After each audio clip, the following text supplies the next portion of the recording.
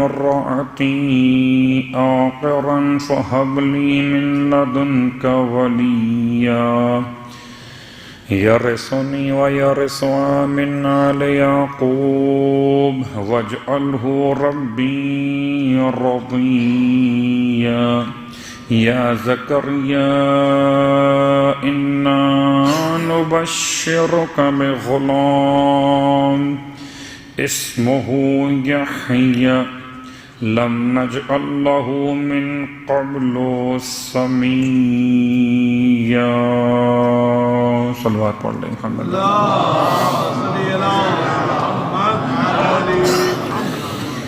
تمام تعریفیں خداوند یحییٰ کے لیے اور تمام ہدیہ درود و سلام ازواج مقدسات محمد اور آل محمد کے لیے الحمدللہ الذی جعلنا من المتمسکین بالقرآن العظیم وجعلنا من المتمسکین بولایت علی بن ابی طالب علیہ السلام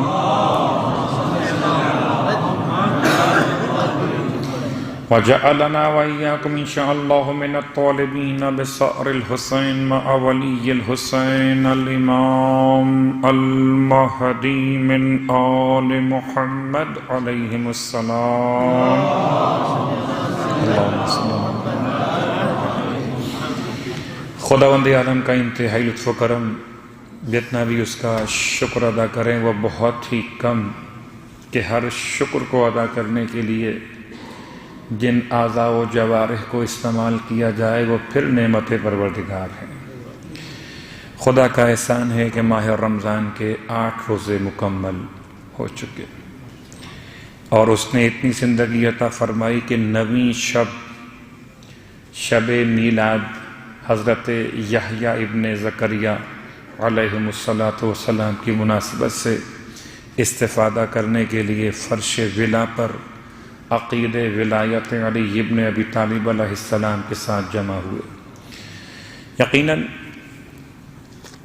خدا کے لطف و کرم کے ساتھ ساتھ ماہ مبارکہ رمضان کی اہمیت پر سرکار ختمی مرتبہ احمد مجتبیٰ محمد مصطفیٰ صلی اللہ علیہ وآلہ وسلم کا وجود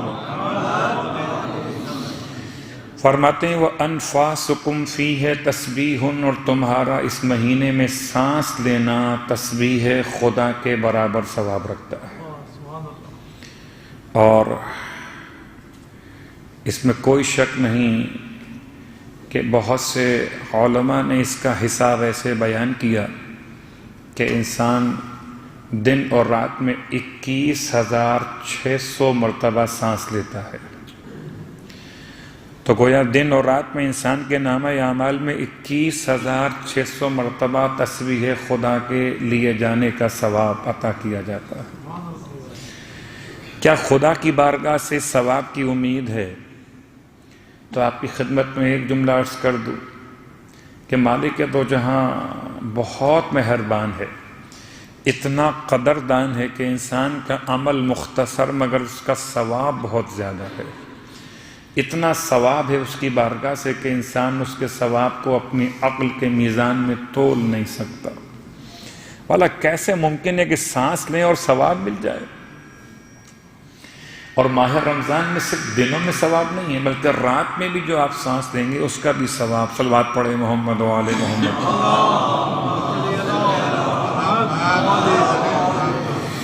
وَمَن تَطَوَّعَ فِيهِ بِصَلَاةٍ، اللہ کا رسول کا ایک اور جملہ کہ جو ماہ مبارکہ رمضان میں مستحب نمازوں کو انجام دے کتب اللہ لہ براءۃ من النار، اللہ اس کے لیے لکھ دیتا ہے آتش جہنم سے آزاد کیا جانا۔ ہماری کل گفتگو تھی نماز ہے مستحب اور نافلہ کے بارے میں، آج چند باتیں اور اس کی عنوان سے مکمل کرنا چاہیں گے کہ نماز ہے نافلہ 51 رکعت نماز ہے، نماز واجب کی رکعات کو ملاتے ہوئے۔ البتہ ماہ رمضان کی راتوں کی نمازیں اس سے مختلف ہیں یا اس کے علاوہ ہیں، یا ماہ مبارکہ رمضان کے اور پورے سال بھر کے جمعے کے دن کے نافلہ ملاتے ہوئے یہ فگر بڑھ جاتی ہے۔ یعنی 51 رکعت نماز تو عام دنوں کے لیے، جمعے کے علاوہ، ماہ رمضان کے علاوہ، شب قدر کے علاوہ.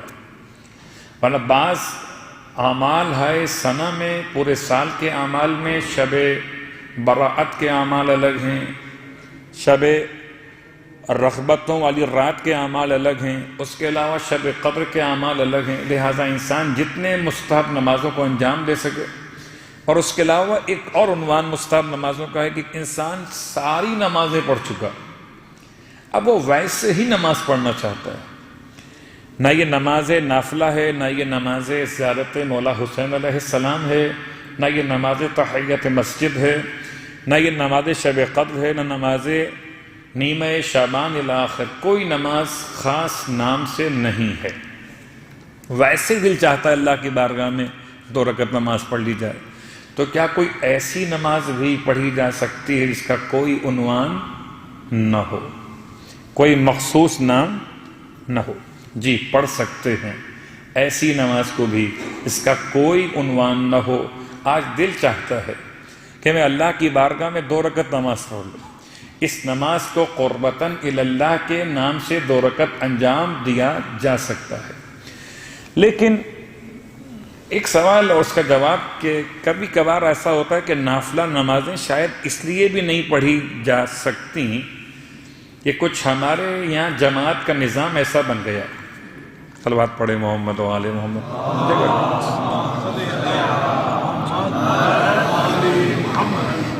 جیسے ماہ مبارکہ رمضان میں نماز مغرب کے بعد نماز عشاء کی جماعت، یا عام دنوں میں نماز ظہر کے بعد نماز عصر کی جماعت اتنا جلدی قائم ہو جاتی ہے کہ بس اوقات درمیان میں اتنا وقت نہیں ہوتا کہ اگر کوئی انسان نماز نافلہ پڑھنا بھی چاہے تو اسے موقع نہیں ملتا. تو آیا اس کا کوئی حل موجود ہے، یا بس آسانی طبیعت ہو گئی کہ بھائی ٹھیک ہے واجب پڑھ لیں وہی بڑی بات ہے؟ میں ان کی تو بات ہی نہیں کر رہا جو واجب پہ اکتفا کر لیں. جب انسان ذائقوں میں صرف پیٹ بھرنے پہ اکتفا نہیں کرتا، ویسے انسان کو چاہیے عبادتوں میں خالی واجب پہ اکتفا نہ کرے، جتنا ہو سکتا ہے مستحبات کو بھی انجام دے. اس کا راستہ کیا ہے؟ تو پہلی بات یاد رکھیے کہ نافلہ 2 قسم کے ہیں. ایک واجب کے بعد پڑھا جاتا ہے نافلہ، جسے نماز مغرب اور نماز عشاء کا نافلہ. ایک واجب نماز سے پہلے پڑھا جاتا ہے نافلہ، جیسے ظہر، عصر اور فجر کا نافلہ. جو نافلہ نمازیں پڑھی جاتی ہیں واجب نمازوں سے پہلے، اگر وقت کی کمی ہو، جماعت منعقد ہو جائے، یا انسان کسی وجہ سے واجب نماز سے پہلے نہ پڑھ سکے، تو ان نمازوں کو، جو نافلہ نمازیں ہیں، واجب نمازوں کے بعد بھی پڑھ سکتا ہے. یعنی فجر کی نافلہ نماز کو اگر فجر کی واجب نماز سے پہلے نہیں پڑھ سکے تو فجر کی واجب نماز کے بعد بھی پڑھ سکتے ہیں، قربتاً اللہ کی نیت سے. اور اگر آپ ظہر اور عصر کے درمیان، چونکہ وقت اتنا نہیں ملتا کہ جماعت فوراً واقع ہو جاتی ہے عصر کی، اور آپ چاہتے تھے کہ آپ عصر کے نافلہ عصر کی واجب نماز سے پہلے پڑھ لیں، تو آپ ان نافلہ نمازوں کو عصر کی جماعت کے بعد بھی پڑھ سکتے ہیں. یا ایک اور راستہ بھی ہے کہ ظہر کے نافلہ آپ ظہر سے پہلے پڑھ لیجئے، اور عصر کے نافلہ میں سے جو 8 رکعت نماز ہے اس میں کم از کم 2 رکعت نماز بیچ میں پڑھ لیجئے. ظہر عصر کی جماعت کے بیچ میں اتنا وقت تو مل جاتا ہے کہ انسان 2 رکعت نماز تو پڑھ سکتا ہے، اور باقی 6 رکعت نماز نافلہ جو ہے عصر کی، وہ عصر کی واجب نماز جب جماعت کی مکمل ہو جائے تو اس کے بعد ان نمازوں کو ادا کر لیجئے. کہ ادا کرنے والے کے پاس راستے بہت موجود ہیں اور نہ ادا کرنے والے کے پاس بہانے بہت موجود. صلوات پڑھیں محمد و آل محمد. لیکن یاد رہے کہ نماز مغرب کا نافلہ نماز مغرب سے پہلے نہیں پڑھ سکتے. وہ نافلہ نمازیں جو واجب نمازوں کے پہلے پڑھی جاتی ہیں ان کو مؤخر کر سکتے ہیں، لیکن جو مؤخر ہیں ان کو مقدم نہیں کر سکتے. عشاء کی اور مغرب کی نافلہ نمازیں واجب نمازوں سے مقدم نہیں پڑھی جا سکتی. مثال میں آپ کو دیتا ہوں، آج کل تو روزہ افطار کے لیے ماشاءاللہ رونق بہت ہوتی ہے مسجد میں، اور ہر مسجد یاد کرتی ہے پھر پورے 11 مہینے اس رونق کو کہ ماشاءاللہ پورا مجمع، مسجد ہال پورا بھر جاتا ہے، اتنا مجمع ہوتا ہے۔ تو ہم پہلے آ گئے، برادران اہل سنت کی اذان مغرب پر یہاں موجود ہیں، تو کیا افطار کی جلدی کو دیکھتے ہوئے نماز مغرب کا نافلہ 4 رکعت 2 رکعت کر کے نماز مغرب کے واجب کے پہلے ہم پڑھ سکتے ہیں؟ جواب جی نہیں، شرعاً اس کی اجازت نہیں ہے۔ پھر مسئلہ ایک اور اس کے ساتھ ساتھ ایک سوال جو کیا گیا، وہ سوال یقیناً بہت اہم ہے، میں اس لیے بھی بیان کر رہا ہوں، اور میرے ویسے بھی اس بات کا امکان تھا کہ آج میں اس کو بیان کرتا کہ کیا کوئی ایسا طریقہ ہے جو واجب نمازیں قضا اگر ہو تو کیا نافلہ نماز پڑھنی چاہیے؟ روزوں میں اور نماز میں ایک فرق ہے۔ روزے کا مسئلہ اس سے الگ ہے نماز سے۔ روزے انسان کی اگر اس پہ قضا واجب ہو تو وہ روزہ ہائے مستحب نہیں رکھ سکتا، اسے تو اپنے قضا روزے پورے کرنے ہوں گے، اس کے بعد پھر کہیں جا کر مستحب روزے کا نمبر آئے گا۔ لیکن کیا نمازوں کے باب میں اس بات کا امکان ہے کہ نمازیں قضا واجب ہوں اور ان کے ہوتے ہوئے نماز نافلہ ہم پڑھ سکتے ہیں؟ جواب جی ہاں، نمازوں میں اجازت ہے۔ تمام مراد اسلام کے نزدیک نمازوں میں اس بات کی اجازت ہے کہ آپ پر قضا نماز زندگی کی باقی ہو اور اس کے بعد آپ نماز نافلہ پڑھنا چاہیں تو شرعاً یہ نماز پڑھنا آپ کے لیے مستحب اور جائز ہے۔ اب ایک سوال کہ کیا ان دونوں کو جمع کر سکتے ہیں کہ قضا بھی ادا ہو جائے اور نافلے کا ثواب بھی مل جائے؟ تو کوئی حرج نہیں ہے، اس سے بہتر، اس سے عمدہ اور کوئی بات نہیں کہ انسان اپنا قرضہ بھی ادا کر دے اور خدا کی بارگاہ میں قربت نوافل کا وقت بھی عبادت میں صرف کر دے، تو دونوں بات جمع ہو سکتی ہے۔ مگر نیت کیا ہوگی؟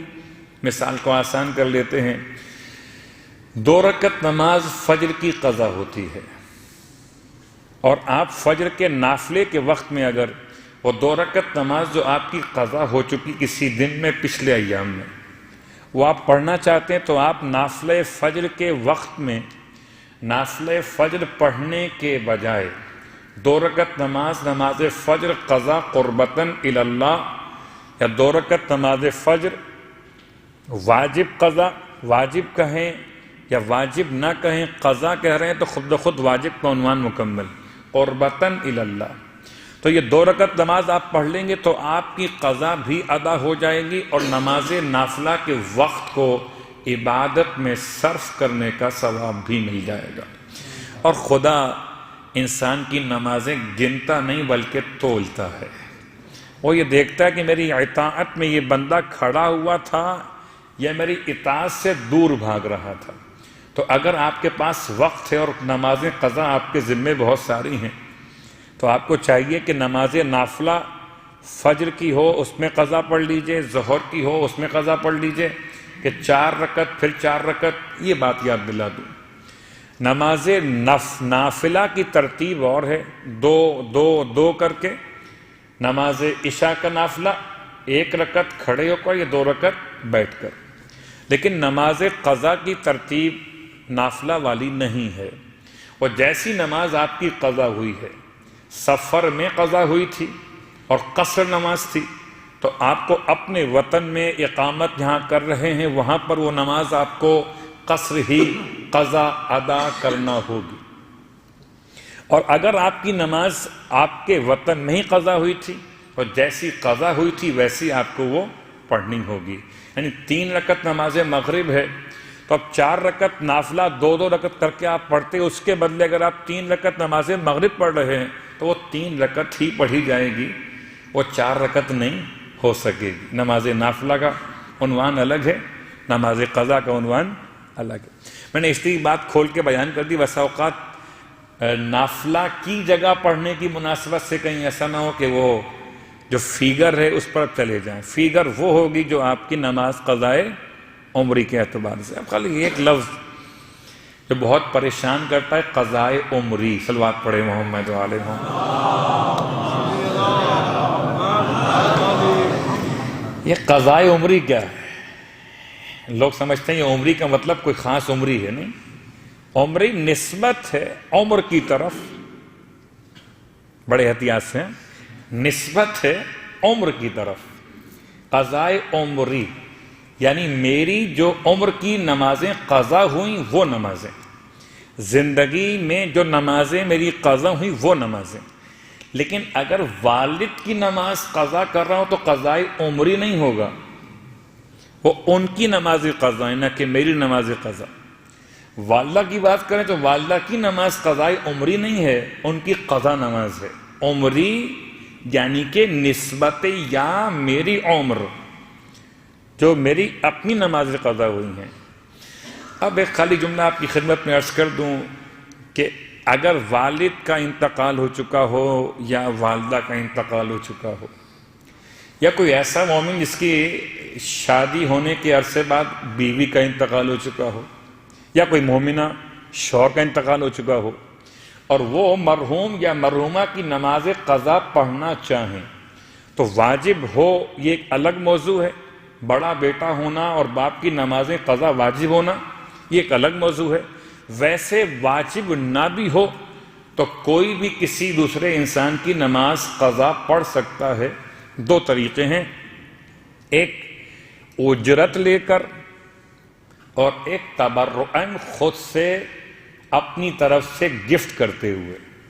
یعنی میں اگر اپنی بہن مرحومہ کی نماز پڑھنا چاہوں تو میں اپنے بہنوئی سے پیسے بھی لے سکتا ہوں کہ نماز پڑھوں گا اپنی بہن کی، آپ کی اہلیہ کی مسئلہ، یا اپنے بھانجے سے پیسے لے سکتا ہوں، مثال دے رہا ہوں۔ تو اجرت پہ نماز پڑھنا یہ ایک الگ موضوع ہے، لیکن پڑھ سکتے ہیں۔ اور تبرعاً پڑھنا کہ میں خود سے پڑھنا چاہتا ہوں ماں کی نمازیں، باپ کی نمازیں، بھائی کی نمازیں، بہن کی نمازیں، مگر زندہ کی نہیں، مرحومین کی نمازیں۔ تو یہ تو بات تھی، خیر بہت طولانی ہو گئی، اور اب وہ روزے کا مسئلہ صرف ایک بیان کر کے، یہ روزے کی حالت میں سفر کل بیان کیا تھا، اور اب اس کا ایک اور حصہ بیان کر دوں کہ شاید وہ مسئلہ اور مکمل ہو جائے کہ روزے کی حالت میں انسان اگر سفر اختیار کرتا ہے تو اگر روزے سے بھاگنے کے لیے ہو تو سفر مکروہ ہے، اور اگر کسی حرام کام کی نیت سے سفر کیا جائے تو روزہ قصر ہوتا ہی نہیں۔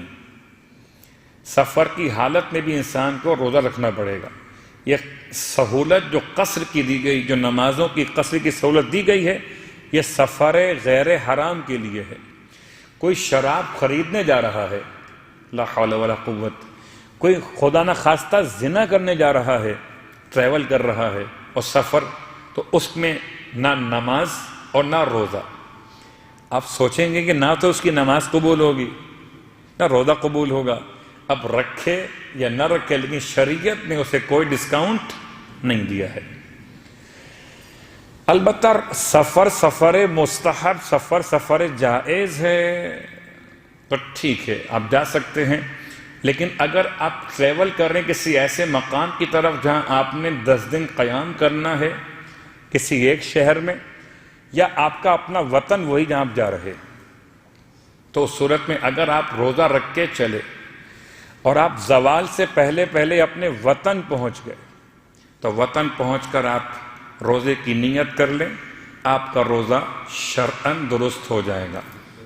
نکلنے کے لیے زوال کے بعد کا مسئلہ ہے، اور پہنچنے کے لیے زوال سے پہلے کا مسئلہ۔ بات پڑھ لیں محمد و آل محمد۔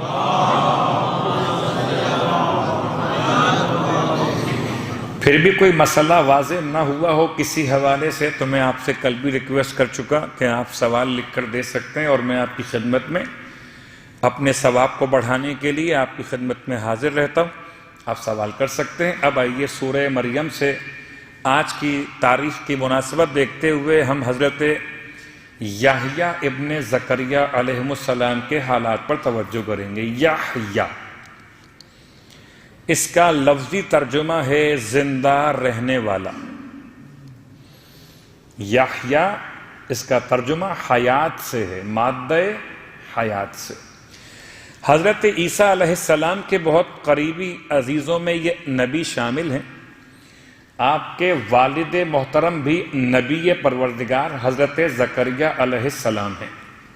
زکریا علیہ السلام کا بیٹا جناب یحییٰ حضرت عیسیٰ علیہ السلام سے 6 مہینے بڑے ہیں۔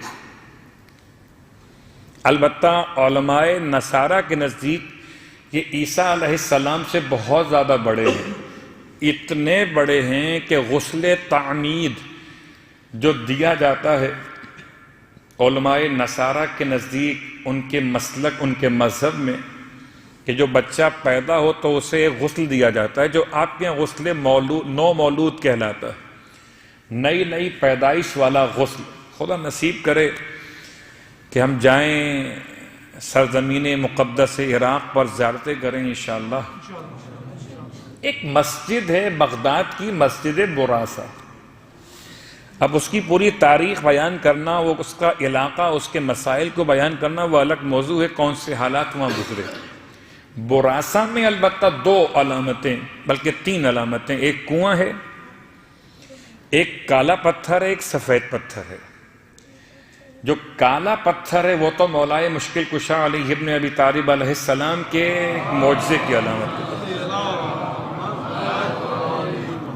اور ایسا زندہ معجزہ ہے آج بھی کہ میں نے خود بھی آزمایا اور بہت سوں کو اس کا مشورہ بھی دیا اور وہ سب کامیاب ہوئے۔ مسجد براسہ کے کنویں کا پانی لے کر اگر کالے پتھر میں جو انداز سے وہاں نصب ہے کہ جیسے گہرائی پیالے نما ہو، اور اس میں پانی ڈال کر اس سے مس کر کے پی لے، تو جتنی بیماریاں اس کی منہ سے متعلق ہیں، دہن سے متعلق ہیں، بچہ ہے بول نہیں پا رہا، مسئلہ اس کی لکنت کا ہو گیا ہے، مسئلہ منہ میں چھالے کا ہو گیا، منہ میں کینسر کا ہو گیا ہے، منہ کی ساری بیماریاں اس پانی کی برکت سے دور ہو جاتی ہیں۔ مسجد براسہ بغداد میں ہے۔ اور ایک سفید پتھر ہے کہ جو اس وقت شیشے میں کور کر دیا گیا ہے، پہلے کھلا وہ ہوتا تھا اس زمانے میں، اب وہ بند ہے باکس کے اندر۔ یہ سفید پتھر وہ ہے بروایت مولائے کائنات علی ابن ابی طالب علیہ السلام، جس پر حضرت مریم علیہ السلام جناب عیسیٰ علیہ السلام کو لٹا کر نہلاتی تھیں۔ یہ لفظ غسل کی بنیاد پہ بات یہاں تک پہنچ گئی، ورنہ بات چل رہی تھی کہ حضرت یحییٰ بڑے، جناب عیسیٰ بڑے۔ حضرت یحییٰ بڑے ہیں، مسلمانوں کے نزدیک یہ 6 مہینے بڑھے، اور عیسائیوں کے نزدیک یہ اتنے بڑے ہیں کہ انہوں نے حضرت عیسیٰ علیہ السلام کو پیدائش کے بعد پہلا غسل اپنے ہاتھوں سے دیا۔ ٹھیک، کس نے؟ یحییٰ علیہ السلام نے، اور دونوں خالہ زاد بھائی ہیں، اس طرح سے کہ حضرت عیسیٰ کی ماں جناب مریم کی ماں جناب حنا اور جناب یحییٰ علیہ السلام کی والدہ آپس میں سگی بہنیں تھیں، تو ایک حد تک ہم خالہ زاد ان کو کہہ سکتے ہیں، حضرت عیسیٰ حضرت یحییٰ علیہ السلام کو۔ ان دونوں میں جو مشابہت ہے وہ بھی انشاءاللہ آ رہی ہے، لیکن البتہ پہلے جناب زکریا کے حالات پر توجہ کریں گے کہ آج کی رات، آج کی یہ محفل، آج کی یہ مجلس ہم سب کے لیے خاص پیغام لیے ہوئے۔ سورہ مریم اور سورہ مبارکہ آل عمران اور سورہ انعام اور دیگر سورہ قرآن میں 5 مقامات پر حضرت یحییٰ کا نام لیا گیا۔ لفظ یحییٰ تو استعمال اس کے علاوہ بھی ہوا ہے، مگر وہ شکل فعل مضارع کے طور پر استعمال ہوا۔ اس میں پیغمبر کے طور پر یہ 5 مقامات پہ استعمال ہوا۔ یحییٰ کے والد کاف ہا یا عین صاد، یہ تو آپ کا سنا ہوا واقعہ ہے پورا، میں اس کو ریپیٹ نہیں کرتا کہ اس میں جو کاف ہا یا عین صاد سے مراد اسماء پروردگار پوشیدہ ہیں، یا اس سے مراد کربلا کا پورا واقعہ موجود ہے، جیسے کہ مولائے کائنات علی ابن ابی طالب علیہ السلام نے جناب زینب کبریٰ سلام اللہ علیہ کو اس کا پورا خود عنوان تعویل کے عنوان سے بیان کیا تھا۔ ذکر رحمت ربک عبدہ زکریا، یاد دہانی آپ کے پروردگار کی رحمت کی جو اس کے بندے پر تھی جس کا نام تھا زکریا۔ اذ نادا، اس وقت کو یاد کیجئے جب انہوں نے پکارا، نادا اس ایک انسان نے پکارا، کون؟ زکریا نے۔ کس کو پکارا؟ ربہو، اپنے پروردگار کو پکارا، نداءً خفیہ، پکارا ندا کی مگر خفیہ، دبے دبے لہجے میں، آہستہ پکارا۔ بہت سی باتیں ہوتی ہیں، میں اس سے پہلے اشارہ کر چکا کہ انسان آہستہ آہستہ بولتا ہے، بہت سی باتوں میں بہت زور زور سے بولتا ہے۔ بعض لوگ کہتے ہیں کہ اللہ قریب ہے، اللہ سنتا ہے، اس میں کوئی شک نہیں ہے، انسان زور سے کہے تب بھی وہ سنتا ہے، انسان آہستہ کہے تب بھی وہ سنتا ہے۔ لیکن کبھی کوئی دعا اجتماعی طور پہ ہوتی ہے تو وہ زور سے ہوتی ہے، اور کبھی کوئی دعا انفرادی طور پر ہو تو وہ آہستہ ہونا زیادہ بہتر ہے، کہ آپ خدا سے کیا مانگ رہے ہیں وہ آپ کا پرائیویٹ مسئلہ ہے۔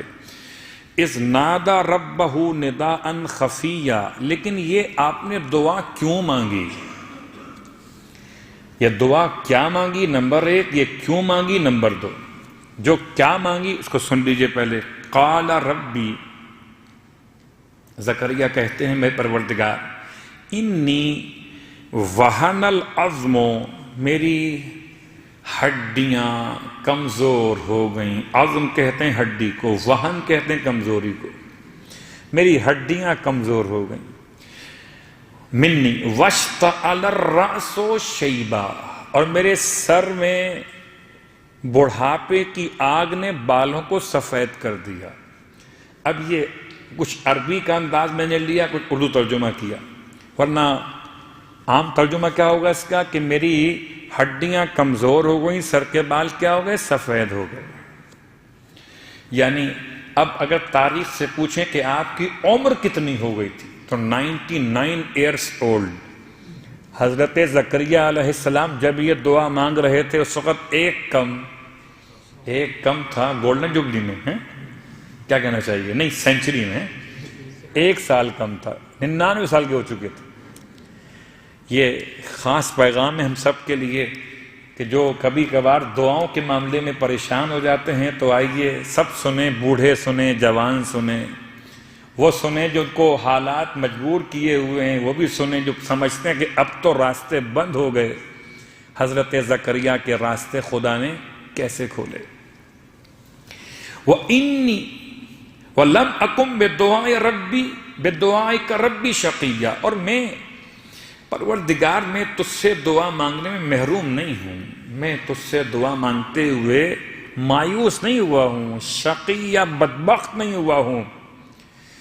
جو خدا سے دعا مانگنے میں مایوس ہو جائے معصوم کے الفاظ کے لحاظ سے وہ بدبخت ہے، شقی ہے، ظالم ہے۔ تو دعا مانگتے رہیے، چاہے اسباب قبولیت ہوں یا اسباب قبولیت نہ ہوں۔ وَإِنِّي خِفْتُ الْمَوَالِيَّ، آپ فرماتے ہیں پروردگار مجھے خوف ہے موالیوں سے۔ یہ اردو کا موالی نہیں ہے، صلوات پڑھیں محمد و آل محمد۔ کبھی کبھار ہوتا ہے کہ وہ لفظ میں اشتباہ ہو جاتا ہے کہ اردو کا موالی ہے کہ عربی کا موالی ہے۔ موالی عام طور پر کہا جاتا ہے ابن عم یا اولاد عم، چچا کے بیٹوں کو، چچا کے بیٹوں کو۔ انی خفت الموالیہ، پروردگار مجھے خوف ہے کہ بنی اسرائیل میں جو میرے عزیز ہیں، میرے خاندان کے لوگ شرارتی ہیں، ان سے مجھے خوف ہے۔ یعنی یہاں موالی استعمال ہوا شرارتیوں کے معنی میں، انی خفت، اس سے نبی ڈرتے ہیں، وہ موالی ہے۔ انی خفت الموالیہ، آج کل کے موالی تو ایسے نہ ہو جائیں کہیں اردو والے۔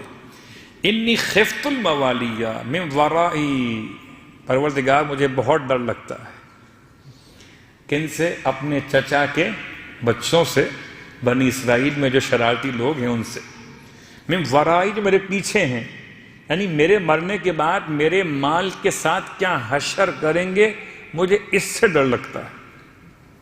وَكَانَتِ امْرَأَتِي عَاقِرًا، خدایا میری اہلیہ جو ہیں اب وہ اس سن و سال میں داخل ہو چکی ہیں کہ جب کہ پیریڈز ختم ہو جاتے ہیں، اردو میں کہتے ہیں بانجھ ہو جانا یا اب اولاد کے لائق نہ رہنا خاتون کا۔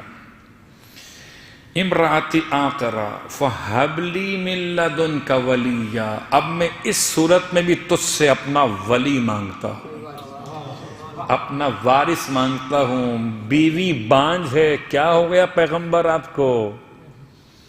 کیا ہو گیا اللہ کے نبی؟ 99 سال کے بڑھاپے میں آپ اولاد مانگ رہے ہیں؟ جب اولاد مانگنا چاہیے تھی تب تو مانگی نہیں آپ نے۔ لا حول ولا قوت، پیغمبر مسلسل مانگ رہے تھے، لیکن اتفاق سے یہ دونوں خواتین بانجھ تھیں۔ کون؟ حضرت زکریہ کی اہلیہ اور حضرت مریم کی والدہ، یہ دونوں خواتین بانجھ تھیں۔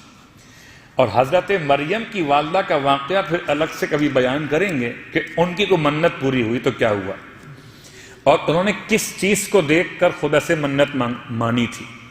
حضرت زکریہ کی کیفیت اس سے مختلف ہے۔ سورہ مبارکہ آل عمران پہ غور کیجئے تو وہاں پر آپ کو پورا واقعہ اس طرح سے ملے گا کہ حضرت زکریہ مخصوص ہوئے حضرت مریم کی کفالت کے لیے۔ پہلے منت کس کی پوری ہو گئی؟ جناب حنہ خاتون کی، کہ ان کے یہاں مریم پیدا ہو گئیں، اور مریم کی کفالت حضرت زکریہ کے حصے میں آئی۔ سورہ مبارکہ آل عمران آیت نمبر 37۔ اب جناب زکریہ جب کبھی محراب میں داخل ہوتے تھے، ابھی لفظ محراب کی بحث چھوڑتا ہوں ورنہ پھر بات بہت آگے نکل جائے گی۔ محراب کسے کہتے ہیں؟ یہ مسجد کے نکلے ہوئے حصے کا نام محراب تو آج کی اصطلاح میں ہے۔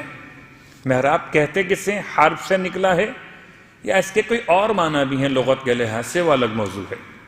الفاظ کہیں جب بھی زکریہ محراب میں داخل ہوتے تھے، یعنی ایک کمرہ بنا ہوا تھا جو چھت کے اوپر تھا، جو سب سے الگ تھلگ تھا عبادت خدا کے لیے، تو اس کو محراب کہا گیا۔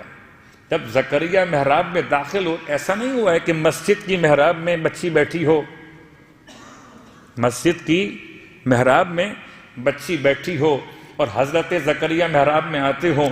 جب بھی محراب میں داخل ہوتے تھے جناب زکریہ علیہ السلام حضرت مریم کے پاس انواع و اقسام کی نعمتوں کو اور پھلوں کو دیکھتے تھے، تو پوچھتے تھے قال یا مریم انا لک ھذا، مریم یہ سب تمہارے پاس کہاں سے آ گیا؟ قالت، کوئی ہوتا کوئی اور تو کہتا یہ میرا تقویٰ ہے، یہ میری پرہیزگاری۔ ارے آپ کیا جانیں، آپ اللہ کے نبی ہیں تو کیا ہوا، ہم بھی منگا سکتے۔ کچھ تکبر لوگوں کو ہو جاتا ہے، اگر دعا قبول ان کی ہو جائے تو وہ متکبر ہو جاتے ہیں۔ خدا ایسی قبولیت دعا سے بچا کے رکھے کہ دعا قبول نہ ہونا زیادہ بہتر ہو ہماری نفس کی اصلاح کے لیے۔ قالت ہوا من عند اللہ ہے، حضرت مریم سر جھکا کے بچی کہتی تھی ہاں یہ تمام کے تمام اللہ کی طرف سے ہے۔ ان اللہ یرزق من یشاء بغیر حساب، خدا جس کے لیے چاہتا ہے بغیر حساب کے رزق دیتا ہے۔ ہونا لکا اس وقت یا وہاں پر دعا زکریہ نے دعا مانگی۔ کیا دعا مانگی اپنے رب سے؟ ربہ قال رب ھب لی من لدنک ذریۃ طیبہ انک سمیع الدعاء۔ سورہ مبارکہ آل عمران آیت نمبر 38۔ یاد رکھیے گا، آپ کے کام کی ہے آیت یہ والی، پورا قرآن ہی کام کا ہے ویسے تو۔ صلوات پڑھ لیں محمد و آل محمد۔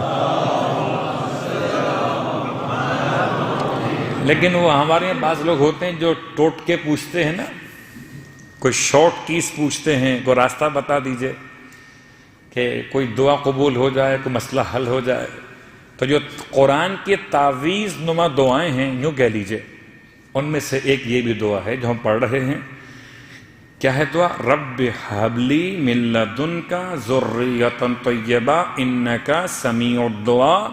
اس کو اپنی اولاد کی تربیت کے بارے میں بہت خوف ہو اور وہ اچھی تربیت کا خواہش مند ہو، اسے چاہیے کہ اپنی نمازوں کے قنوت میں یہ دعا خاص طور سے پڑھا کرے۔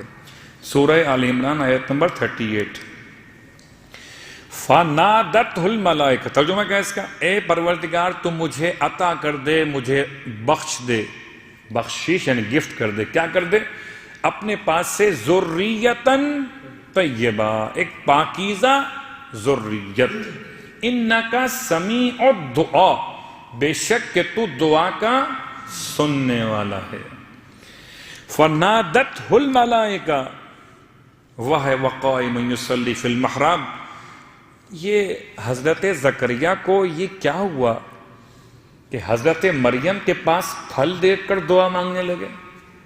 اس لیے دعا مانگنے لگے کہ آپ نے یہ میسج ہمیں اور آپ کو دیا کہ اگر خدا بغیر موسم کے مریم کو پھل دے سکتا ہے تو مجھے بغیر سبب طبعی کے اولاد دے سکتا ہے۔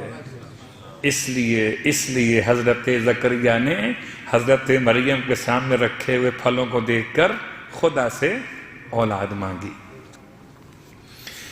اور اب یہاں تو جو بات آئی ہے اس میں چند جملے بھی بیان ہوں گے، بلکہ دو مسئلے یہاں پر آئے۔ ایک تو آپ کا سوال آیا سورہ آل عمران میں بھی اور سورہ مبارکہ مریم میں بھی آیا۔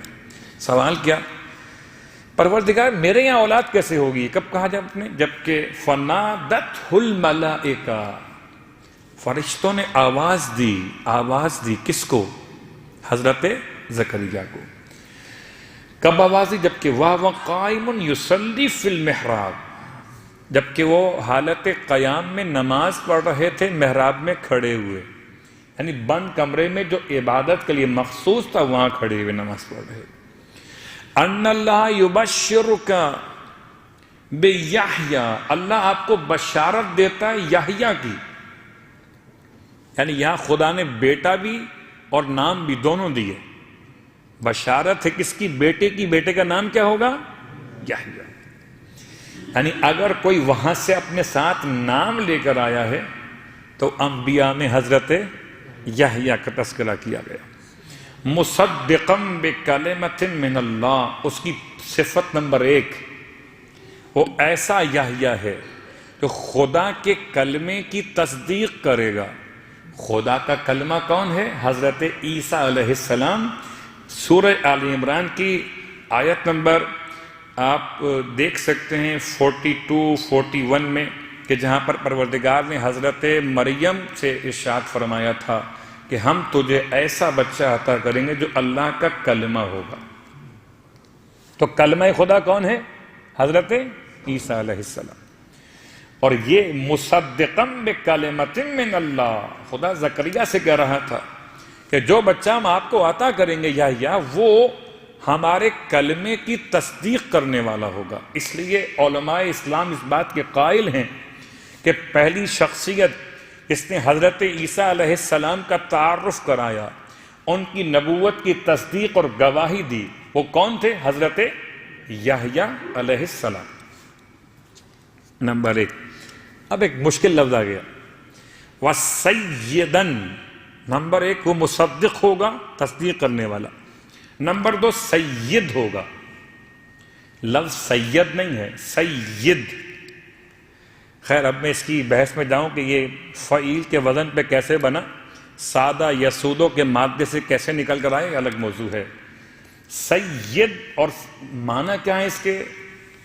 لوگ کہتے ہیں سید تو وہ ہوگا جو اولاد جناب سیدہ فاطمہ الزہرا سلام اللہ علیہا سے ہوگا۔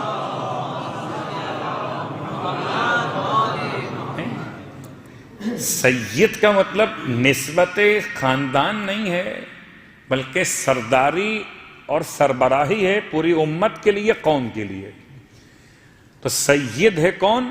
یحییٰ۔ خدا نے کیا عطا کیا، اللہ اکبر، کہ ہم تمہیں دیں گے یحییٰ نامی بیٹا جو مصدق ہوگا اللہ کے کلمے عیسیٰ علیہ السلام کے لیے، اور سید ہوگا قوم کے لیے۔ نمبر 2۔ نمبر 3 حصور ہوگا اپنی خواہشات نفس کے لیے۔ حصور کے 2 معنی کیے گئے، ایک حصور کہتے ہیں خواہشات اور جذبات اور تمام چیزوں سے، گناہوں سے اپنے آپ کو روکنے والا۔ ایک کہتے ہیں خواتین سے اپنے آپ کو الگ رکھنے والا، حصور۔ اس کی بنیاد پر یہ کہا جاتا کہ دونوں انبیاء ایسے گزرے جنہوں نے شادی یا ازدواج نہیں کیا تھا۔ اب یہ پورا الگ موضوع ہے، لیکن یہاں مراد شادی یا ان کا کنوارا ہونا نہیں ہے، بلکہ مراد کیا ہے کہ وہ ایسے ہوں گے جو اپنے آپ کو شہوتوں سے، اپنے آپ کو جذبات سے، گناہوں سے روک کر رکھنے والے ہوں گے۔ سید کے بعد حصور۔ وَنَبِيًّا مِّنَ الصَّالِحِينَ، اور وہ صالحین انبیاء میں سے ہوں گے۔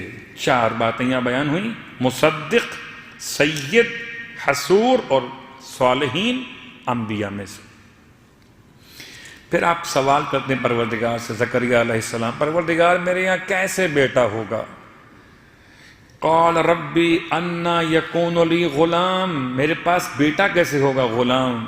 قربان جائیے قرآن کی اصطلاحات پر، قرآن بیٹے کو غلام کہتا ہے، بیٹا نہیں کہتا۔ عرب کا مزاج تھا، یہ ہمارے لیے پیغام ہے، عرب کا مزاج تھا کہ وہ بیٹے کو غلام بھی کہتے تھے، یا پیغام یہ ہے ہمارے اور آپ کے لیے کہ باپ مالک ہے اور بیٹا اس کا غلام ہے۔ ذرا خیال کرنا پڑے گا، اپنے مالک کا صلوات پڑھے محمد و آل محمد۔ تو آپ کا اعتراض کیا ہے؟ یعنی سوال، اعتراض نہیں سوال۔ اور یہ سوال کیوں؟ سوال یہ نبی کا نہیں ہے، بلکہ میرے اور آپ کے لیے نبی نے ایک راستہ بتایا کہ کیا ممکن ہے کہ 99 سال کا بوڑھا اور ایسی خاتون جس کے وہ ایام ختم ہو گئے ہوں، اس میں اولاد کا کوئی امکان، پاسبلٹی ہو سکتی ہے، کیا اس کے بعد بھی اولاد ہونا ممکن ہے؟ تو سوال کیا آپ نے، کیا کیا؟ کیسے ہوگا میرے پاس بیٹا جبکہ میں بہت بوڑھا ہو چکا اور میری بیوی بانجھ ہو گئی؟ قال، خدا نے جواب دیا، کذالک اللہ یفعل ما یشاء، اللہ اسی طرح سے انجام دے گا، خدا جو چاہے وہ کر سکتا ہے، جو چاہے وہ کر سکتا ہے۔ شاید آپ پوچھیں کہ اللہ کے نبی نے یہ سوال کیا کیوں؟ کیا آپ کو ایمان نہیں تھا؟ تو چلیں سورہ مبارکہ البقرہ میں حضرت ابراہیم علیہ السلام نے سوال کیا تھا، پروردگار رب ارنی کیفا تحیی الموتى، تو مجھے دکھا تو مردے زندہ کیسے کرتا ہے۔ قال اولم تؤمن، ابراہیم کیا تم ایمان لے کر نہیں آئے؟ قال بلا، ایمان تو لے کر آیا، ولکن لیطمئن قلبی، ایمان کی منزل سے نکل کر منزل شہود اور مشاہدہ۔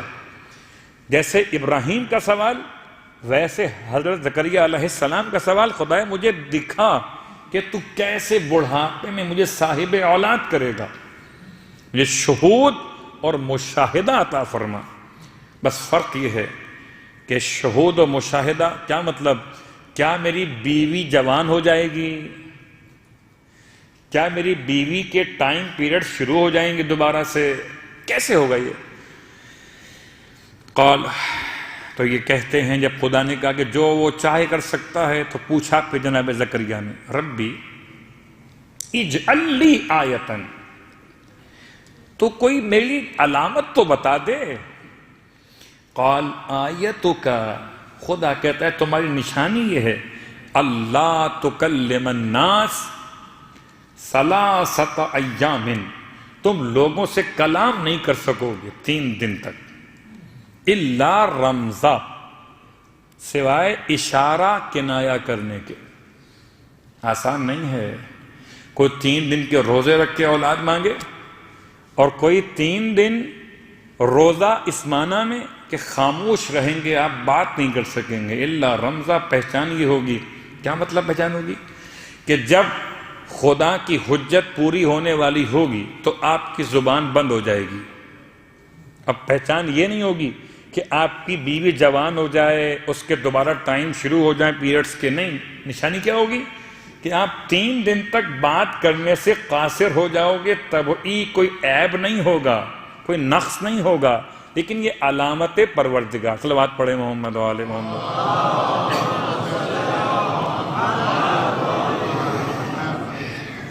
اللہ تکلم الناس ثلاثۃ ایام الا رمزا واذکر ربک کثیرا. اور پھر اپنے پروردگار کو خوب یاد کرنا. ہے عجیب بات ہے. خدایا ابھی تو آپ کہتے ہیں کہ زبان کام نہیں کرے گی، ابھی آپ کہتے ہیں آپ کو یاد کیا جائے.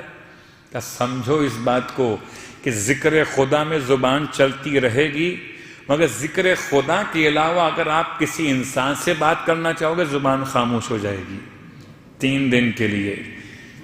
یہ میں نے اس لیے وضاحت کر دی. کبھی اس کے برعکس ہو سکتا ہے کہ انسان سب سے بات کر رہا ہو، زبان خوب چل رہی ہو، اور جب ذکر خدا کرنے لگے زبان میں لکنت پیدا ہو جائے. ایسا ہو سکتا ہے اور ایسا ہو چکا ہے. سرکار ختم یہ مرتبہ احمد مصطفیٰ محمد مصطفیٰ صلی اللہ علیہ وآلہ وسلم کے زمانے میں جو آپ نے واقعہ سنا جس کی ماں ناراض ہو گئی تھی اس سے، اور وہ آخر وقت میں کلمہ نہیں پڑھ پا رہا تھا، ساری باتیں کر رہا تھا سوائے کلمے کے. تو جب کلمہ پڑھنے کی بات آتی تھی تو جوان کی زبان میں لکنت پیدا ہو جاتی تھی. اس کا مطلب کہ ایسا ممکن ہے کہ ذکر خدا میں زبان چل رہی ہو، اور جب انسانوں سے بات نبی کرنا چاہیں تو آپ کی علامت یہ ہو جائے کہ آپ کی زبان ساتھ نہ دے الا رمزا، سوائے اشارے کے. وَسَبِّحْ بِالْعَشِيِّ وَالْإِبْكَارِ. اور آپ خدا کی پاکیزگی بیان کیجئے. عشی زوال سے لے کر غروب تک کا وقت، ابکار طلوع صبح صادق سے دن چڑھنے کا وقت. ان 2 اوقات میں آپ اپنے رب کی تسبیح بیان کیجئے. یہاں تو بات تھی حضرت زکریا کے اس دعا کو پورا ہونے کی سورہ آل عمران میں. اب سورہ مریم سے حضرت یحییٰ کی اور صفات کو آج بیان کریں اور بات کو پھر مکمل کر لیں. اچھا، یہاں تک جو بات وہاں سے یہاں پر بھی بیان ہوئی. یا زکریا انا نبشرک بغلام اسمہ یحییٰ لم نجعل لہ من قبل سمیہ. ایک اضافہ ہوا، ایسا بیٹا آپ کو دیں گے اس کا نام یحییٰ ہوگا، اور اس سے پہلے ہم نے اس نام کا کوئی بچہ دنیا میں نہیں بھیجا. یا نام یونیک ہے، نام کا مسئلہ ہے، یا نام مراد نہیں بلکہ اسم کے بجائے مسمى مراد ہے. ہم نے ایسا بیٹا کسی کو نہیں دیا جیسے ہم آپ کو دے رہے ہیں. لوگ اس میں بحث کرتے ہیں کہ یا یحییٰ کا موضوع ہے نام کے اعتبار سے یا ان کے کردار اور ذات کے اعتبار سے. اور اس کے بعد خاص جملہ بہت غور کیجئے گا سورہ مبارکہ مریم میں. آخر کیوں دونوں واقعات کو ملا کے خدا نے بیان کیا؟ مریم کا واقعہ، عیسیٰ علیہ السلام کا واقعہ، زکریا کا واقعہ، جناب یحییٰ کا واقعہ. کیوں؟ اس لیے کہ عیسائی دنیا سمجھے کہ اگر وہ مصدق جو کلمے کی تصدیق کرنے والا ہے، اگر بڑھاپے میں بغیر اسباب ظاہری کے اولاد ہو سکتی ہے تو کیا خدا حضرت مریم کو بغیر زوج کے صاحب اولاد نہیں کر سکتا؟ ان واقعات کو تسلسل میں رکھنے کا پیغام ہے کوئی. اب یہاں پر آپ کہتے ہیں پروردگار سے میرے بیٹا کیسے ہوگا جبکہ میری بیوی بانجھ ہے اور میں بہت بوڑھا ہو چکا. یہ ریپیٹ ہے کچھ فرق کے ساتھ الفاظ آیات کے. قال کذالک، خدا کہتا ہے ایسا ہی ہوگا. قال ربک، آپ کے رب نے کہہ دیا. کیا کہہ دیا؟ ہوا علی حین، یہ میرے لیے بہت آسان ہے. لفظ آسان خدا کی ذات سے منسوب کرنا آسان نہیں ہے. لفظ آسان اور مشکل میرے اور آپ کے لیے ہوتی ہے. خدا کے لیے نہ کوئی بات مشکل ہے نہ کوئی آسان ہے. وہ امرہ اذا اراد شیئا ان یقول له کن فیکون. اس کا امر یہ ہے کہ جب کسی کام کا ارادہ فرماتا ہے تو فرماتا ہے کن کے ہو جا تو وہ ہو جاتا ہے. لیکن خدا نے بتلایا یہ کہ دنیا اس کو سمجھتی ہے مشکل، کہ بوڑھا اور یہ بانجھ خاتون مشکل سمجھتی ہے دنیا اسے کہ اولاد کیسے ہوگی. ہوا علی حین، جو دنیا کی نگاہ میں مشکل ہے وہ خدا کے نزدیک آسان ہے. وَقَدْ خَلَقْتُكَ مِن قَبْلُ، اور اے زکریا کہ ہم نے تمہیں پیدا نہیں کیا اس سے پہلے، وَلَمْ تَكُ شَيْئًا، اور تم تو کچھ بھی نہیں تھے جب تمہیں پیدا کیا۔ کیا مطلب؟ حضرت آدم کی نسبت تم کچھ بھی نہیں تھے، وَلَمْ تَكُ شَيْئًا، اور تمہیں اس سے پہلے خدا پیدا کر چکا۔ اس کے بعد پھر وہی سوال کا جواب، کیا علامت کیا؟ 3 دن خاموش رہنا ہے۔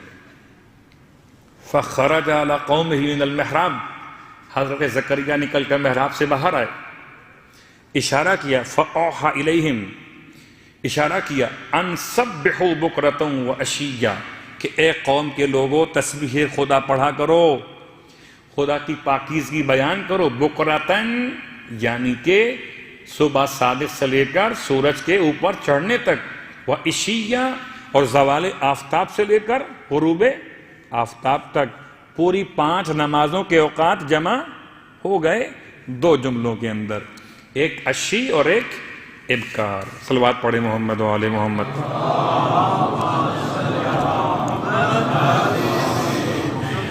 بہت جلدی کرتے کرتے بھی ہم یہاں تک پہنچے، اور اب یہ 10 چیزیں ہیں جو خدا نے حضرت یحییٰ کی صفات بیان کی ہیں۔ آج شب 9 ماہ رمضان کی، اور حضرت یحییٰ کی شب ولادت بسعادت۔ یا یحییٰ خذ الکتاب بقوۃ، اے یحییٰ کتاب کو مضبوطی کے ساتھ تھام کے رکھو۔ خدا کس سے مخاطب ہے؟ یحییٰ سے۔ وَآتَيْنَاهُ الْحُكْمَ صَبِيًّا، نمبر 1، 10 میں سے نمبر 1 کیا ہے؟ 4 وہاں پر آ چکی ہیں۔ کون؟ مصدق، سید، حصور اور نبی صالحین، 10 یہاں پر آ رہی ہیں۔ 10 میں سے نمبر 1، آتَيْنَاهُ الْحُكْمَ صَبِيًّا، ہم نے حضرت یحییٰ کو بچپن میں ہی نبوت عطا کر دی تھی،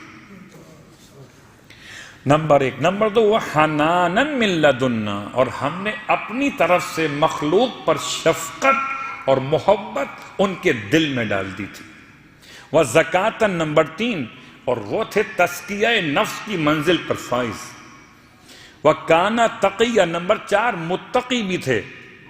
اس کا مطلب تزکیہ نفس اور ہے، متقی ہونا اور ہے۔ تقوی کی ابتدا کو تزکیہ کہتے ہیں، جب تزکیہ اپنے عروج پر پہنچ جائے تو اسے تقوی کہتے ہیں۔ صلوات پڑھ لیں محمد و آل محمد۔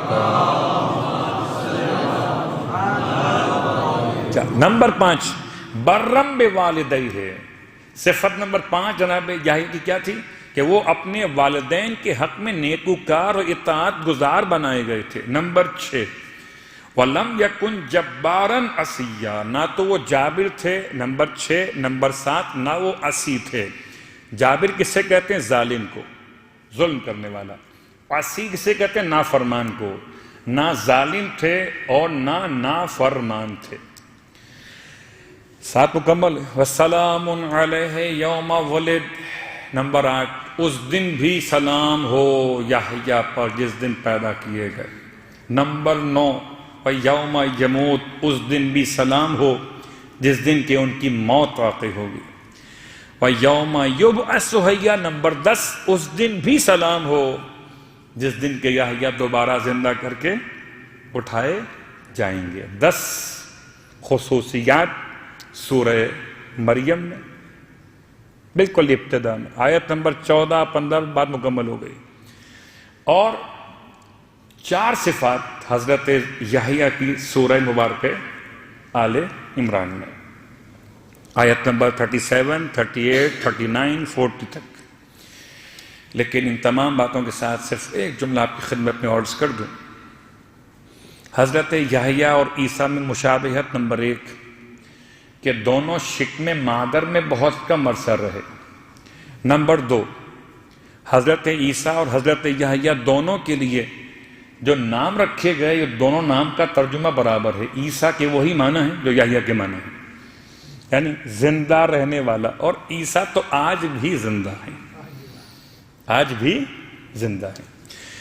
اور تیسرا، ان دونوں کے حالات و واقعات میں جو مشابہت تھی وہ کہ ان دونوں نے بچپن سے ہی نبوت کو حاصل کیا۔ حضرت عیسیٰ ماں کی گود سے کہتے تھے، اور حضرت یحییٰ بچپن میں نبی بنا دیے گئے، دونوں بچے نبی بنے تھے۔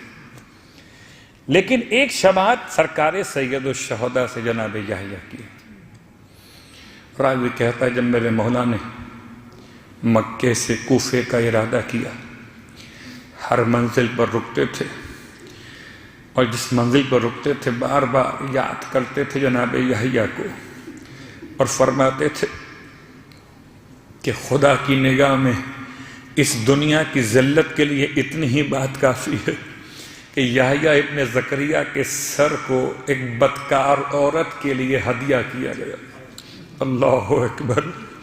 یحییٰ جیسا متقی پرہیزگار نبی، اس کا سر کاٹ کر ایک عورت کی خاطر پیش کیا گیا۔ واہ غربتا!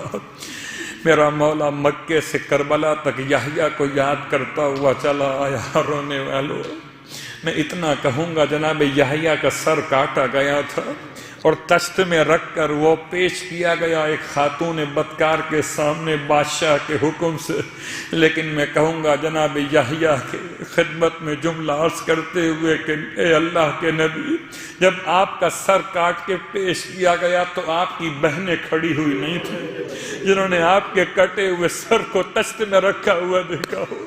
جب آپ کا کٹا ہوا سر پیش کیا گیا تو آپ کی کوئی بچی، کوئی بیٹی سامنے کھڑی ہوئی نہیں تھی، کوئی آپ کا بیٹا ہتکڑیاں زنجیریں پہنے کھڑا ہوا نہیں تھا، لیکن جب میرے آقا حسین کے کٹے ہوئے سر کو دربار یزید میں پیش کیا گیا، تشت طلا میں سر رکھا ہوا ہے۔ رونے والوں، یزید ہاتھوں میں چھڑی لیے ہوئے امام کے لبھائے مبارک و دندان کی بے ادبی کر رہا ہے۔ ایک ایسا منظر ہے کہ قیامت ٹوٹ جائے۔ وہاں غربتا سکینہ کی طرف متوجہ ہوا ہے اور کہتا ہے تجھے بابا کا سر ملے گا تو نہیں، اگر تو بلا سکتی ہو تو بلا کے دیکھ لے۔ استہزاء کرتے ہوئے سکینہ کی طرف متوجہ ہوا، بچی نے بھائی کو دیکھا، اجازت ملی، ننھے ننھے ہاتھوں سے جلے ہوئے کرتے کا دامن تھاما، تشت طلا میں رکھے ہوئے بابا کے سر کو دیکھا، آواز دی بابا یزید تیری محبت کا امتحان لینا چاہتا ہے، بابا اسے بتلا دے مجھ سے کتنی محبت کرتا تھا۔ بابا سکینہ بلا رہی ہے، آ میری گود میں آ۔ سر حسین تشت طلا سے بلند ہوا، بچی کی گود میں آیا، بچی نے سوکھے ہونٹوں کو بابا کے ہونٹوں پہ ملنا شروع کیا۔ بابا مجھے تماچے مارے گئے، بابا میرے گوشوارے ایسے نوچے گئے کہ بابا خون بہتا رہا، بابا میرے دامن میں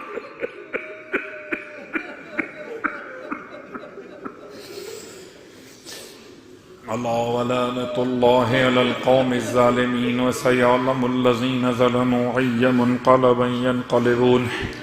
بہرحال واسطہ محمد و آل محمد کا ہماری اس عبادت کو اپنی بارگاہ میں قبول و مقبول فرما۔ بہرحال واسطہ محمد و آل محمد کا پروردگار، جناب سکینہ کا واسطہ، کٹے ہوئے سر امام علیہ السلام کا واسطہ، تمام مانگنے والے جو اپنی حاجات لے کر آئے ان کی